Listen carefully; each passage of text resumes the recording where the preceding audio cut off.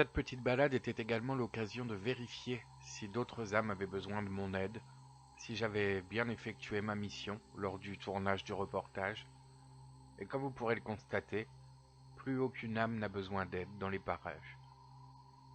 L'endroit est calme, serein, quelques âmes m'ont apparemment reconnu, mais tout va bien pour elles. D'ailleurs, nous avons eu la chance et le cadeau merveilleux d'avoir la visite de nos proches durant cette séance. Bastien est un petit garçon de 7 ans, très en avance sur son âge, qui est déjà passionné par l'au-delà, le paranormal, la magie, etc., etc.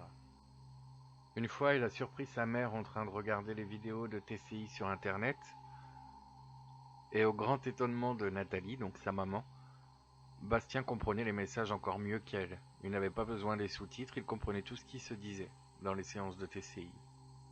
Il y a des enfants, comme ça, qui peuvent percevoir certaines choses. Et Bastien fait bien évidemment partie de cela. C'est pour ça que j'ai accepté sa présence lors de cette petite promenade et lors de ces séances de TCI. Pourtant, Bastien était tellement enjoué par la situation qu'il était un peu turbulent. Mais c'était sans compter sur l'intervention de son grand-père qui est venu nous faire un petit coucou depuis l'au-delà et qui est surtout venu gronder Bastien pour qu'il se tienne tranquille et qu'il soit plus sage avec sa maman. Je vous laisse à présent écouter ces messages. Venez.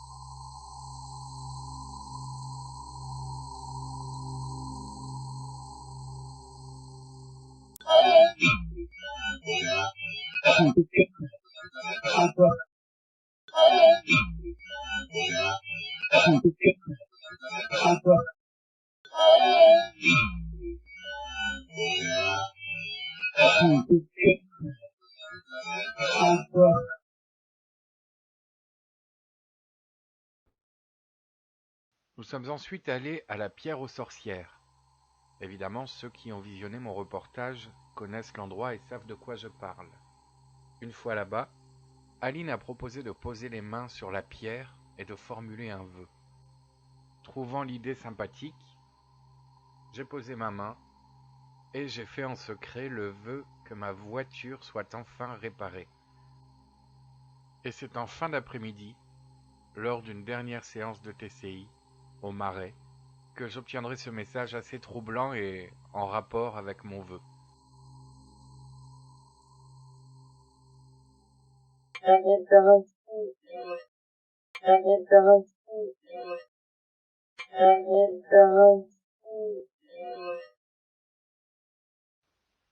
Lors de notre promenade dans les marais, nous avons eu la surprise de rencontrer un lapin. Il était là, immobile, de profil, au milieu du chemin. Bastien a donc décidé de s'en approcher, et le lapin ne sembla pas plus effrayé que ça. Oh, bien évidemment, il prenait la fuite, mais il marchait, il n'est pas parti en courant. Il attendait que Bastien avance un peu, et il avançait à son tour. Puis, il s'est réfugié un peu sur le côté du chemin. Nathalie, Aline et moi sommes arrivés à sa hauteur, Et d'après Nathalie, le lapin était infecté par un virus, une maladie. Il semblait aveugle. En fait, il avait les yeux un peu gonflés et un peu fermés. Donc nous l'avons contemplé, un peu tristement, ému, en nous demandant ce qu'on pouvait bien faire pour lui, mais apparemment nous ne pouvions rien faire de toute façon. Nous nous sommes donc contentés de lui parler, de l'observer un peu. Il était là, immobile, il ne bougeait pas, juste là, à côté de nous, à nos pieds. Bastien s'est alors penché pour essayer de l'attraper quand même, et le lapin s'est reculé un peu, mais il est resté là, dans les parages. Il n'était pas effrayé par notre présence. Nous avons donc décidé de poursuivre notre chemin, étant donné que nous ne pouvions rien faire de concret pour lui, et nous avons demandé à voix haute à Marie Navarre et aux autres entités du coin de bien vouloir prendre soin de ce lapin. Et lorsque nous avons fait la TCI, une demi-heure plus tard, voici le dernier message que nous avons reçu.